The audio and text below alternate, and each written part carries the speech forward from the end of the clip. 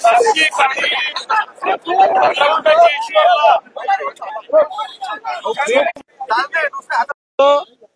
आणि सर्व प्रमुख पुरोहित संघाचे मंडळी अशा सगळ्यांसोबत आज एक बैठक झाली।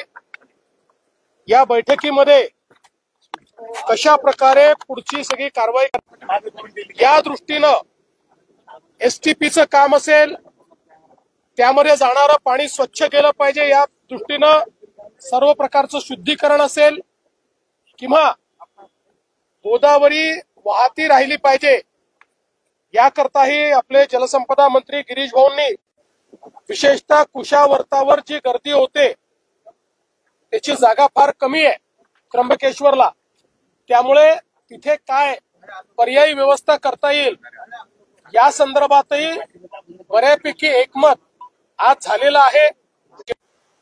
यावेळेचा जो आपला सिंहस्थ कुंभमेळा आहे हा नेहमीपेक्षा जास्त काळ चालणार आहे, त्यामुळे जास्त पर्वणी या ठिकाणी आहे आणि म्हणून मला असं वाटतं की जी काही भाविकांची गर्दी आहे त्याचं योग्य नियोजन हे आपल्याला लवकरच मान्यता देऊ। जॉईंट मेजर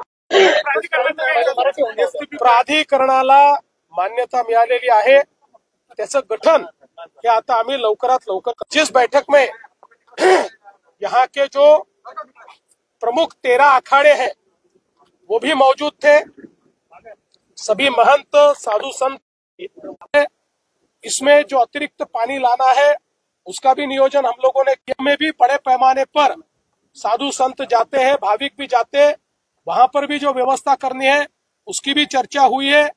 इसके साथ साथ इंफ्रास्ट्रक्चर